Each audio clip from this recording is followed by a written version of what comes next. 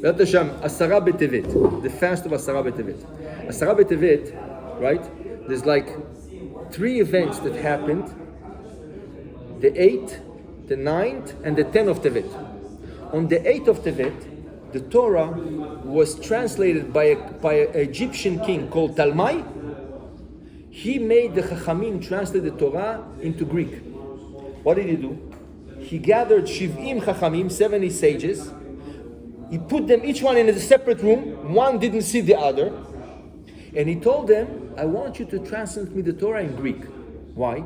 In the beginning, Torah. No, the written Torah, Moshe Rabbeinu, Torah, written Torah. Lama הוא רצה? Why did he want that? Because the Torah was in Hebrew. The Torah was? In Hebrew, written in Hebrew. It's written in Hebrew, Lashon HaKodesh. And no Goy understood. At that time, no Goyim didn't understand. So the Goyim wanted to know, why did the Jews are so smart? Has to be something in this Torah which is knowledgeable, something that gives you chokhmah. So they wanted to have access. Moasa, he took 70 rabbis, big summities. He put each one in a separate room. He didn't tell them there's the 70 of them. He said, could you come to me? He's a king, if you're going to go. Please, here is cloth, here is parchment, here is ink. I want you please to translate the Torah in Greek. So write me from Bereshit till Vezot HaBeracha, translate it. Take few days, take whatever it takes, few months, whatever, you write me the Torah. Okay. Now, everybody knew Greek at that time because at that time was the Greek was in Israel.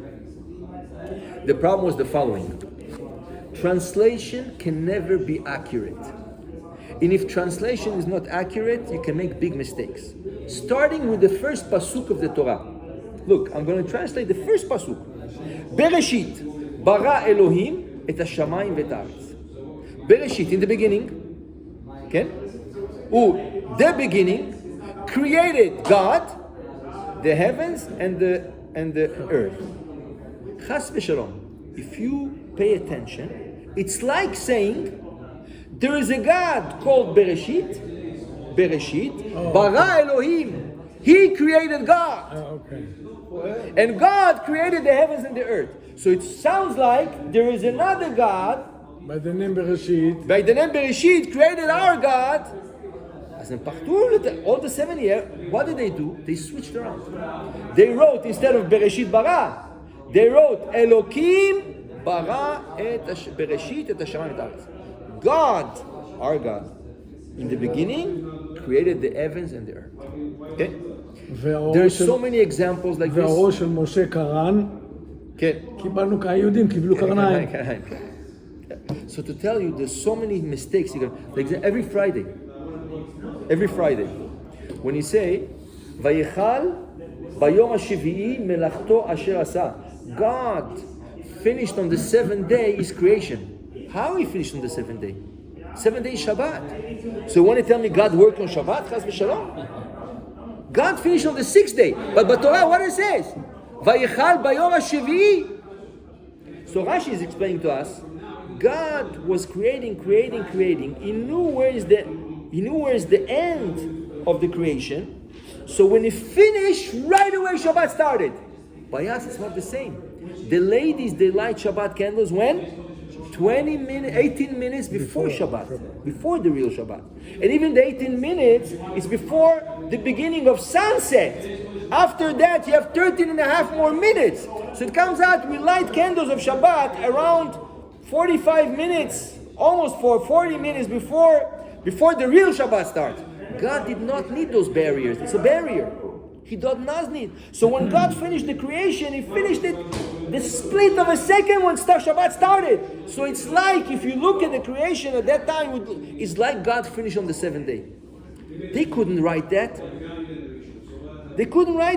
So what did they wrote? God finished on the 6th day the creation. The big miracle was 70 rabbis sitting in 70 rooms, not seeing each other, not knowing there's another rabbis or other rabbis in the other room. When they came out and they gave him the scrolls, he was checking. Everybody made the same correction. That's a big miracle. Without planning. How did they do that? But Chachamim said, That was not good for the Jews. Why? Now anybody can come and translate the Torah the way he wants. Now that they have a notion of the Torah, they can come and translate whatever they want. They can say whatever they want. You cannot stop them. And that's why you take books of translation. One book is not similar to the other. It's a book from one. Translation books, you take any books. Of course not. זה רק בכתב, אבל בעל פה הם לא יודעים כלום. כן, אבל בכתב זה הרבה. It's a lot. אבל הם לא יודעים. That happened on 8th of Tevet. And it says, this day was so harsh for Am Israel, כמו יום שעשו בו בני ישראל את העגל. Wow. 3 days, the sun didn't give light. So hard it was for Am Israel. The next day, Tisha B'Av Tevet, not the same period and different period, on Tisha B'Av Tevet, the biggest person of Am Israel passed away, Ezra HaSofer.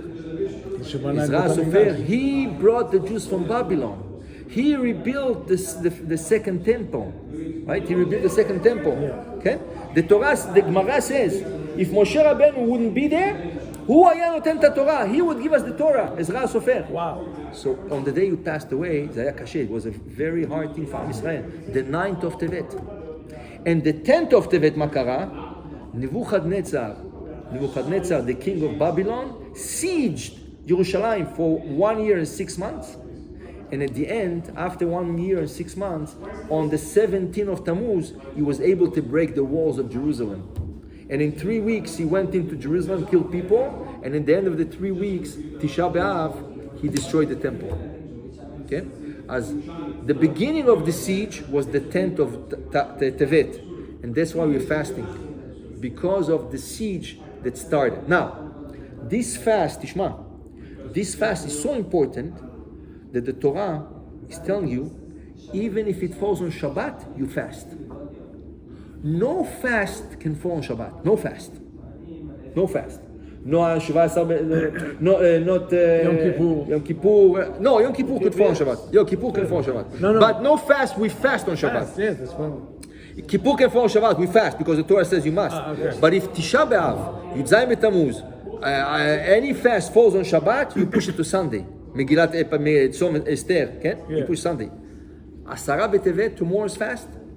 If it falls on Shabbat, you must fast on Shabbat. Because Hashem Amar leYechezkel HaNavi, Be'etzem hayom hazeh, on that day you're going to fast. On that day, whatever day it is, you're going to fast. Now, when they arranged the calendar, they didn't want us to fast on Shabbat. So when they arranged the calendar, they made sure that this fast never falls on Shabbat. The only thing that can be, it can fall on Friday. Like 3 years ago. Ve'az, you fast a Friday, and the funny thing, you're going to Shabbat on a fast. Normally, you're not supposed to fast before going to Shabbat. אתה לוקח קצת בוטנים, שקדים, ערק, take something, איך קוראים לזה? עונג שבת. עונג שבת. But you don't fast before going to the synagogue on Shabbat, okay? On Friday, right? But this fast, since even if it fell on Shabbat, you have to fast. So they made sure it never falls on Shabbat. But for every 3 or 5 years, it falls on a Friday. It falls on a Friday, okay? So this is why this now, you're not supposed to eat. You're not supposed to drink, right? But you can take showers as long as you don't open your mouth and you swallow water. You can brush your teeth a little bit as long as you put the head down. You put your head down so the water doesn't slip into your throat, right? You put your head down. You take a little bit of scoop, Listerine, whatever, right? It's better not toothpaste. It's better to do it with the water, right? And you can wear shoes. You can wear regular shoes. Don't have to wear not leather shoes. You can wear leather shoes if you want. Okay. So the only thing, it starts alot hashachar and it finishes there. The Rambam says the whole reason why we fast, la'asot tshuva. We have to do tshuva, right? Because the Torah was translated 3 days before Ezra HaSofer passed away. Jerusalem was sieged, and then the wall was breached, and the temple, and we're still in exile, right? Azet somot chashuvim. This is one of the important, but it's the shortest one. The shortest of the whole year. shorter than Kippur, shorter than... Yeah, because it starts in the morning. To yeah, the but evening, the sunset is very early, so it's the shortest. So B'ezrat Hashem, if you want, you can get up at night, in the middle of the night, and eat, as long as you do it before Alot HaShachar. Each person should look at the calendar. Where's Alot HaShachar? Before going to sleep, you say, if I'm able to wake up at least half an hour before Alot HaShachar, dawn, if I wake up, I'll be able to eat. Then you can eat, you can drink. And some people go back to sleep, they wake up, they go to Shachrit, and they ate for the day, right? Some people prefer not. Why? Some people say if they eat, they become more hungry after. Each one is different, right? So, but you're allowed to eat half an hour before the beginning of the fast, right? But then you have to go till the end of the fast. So, B'ezrat Hashem, tefillin, yes, you put, right? In the morning, for sure, you put tefillin. Some have the custom to put also in the afternoon. Not everybody, but some have the custom in the afternoon. But in the morning, everybody puts tefillin. So, B'ezrat Hashem, hopefully Mashiach comes, and we don't have to fast. Mashiach can come in a minute. In the morning, he can come. So, B'ezrat Hashem. Baruch Adonai le'olam. Amen ve'amen.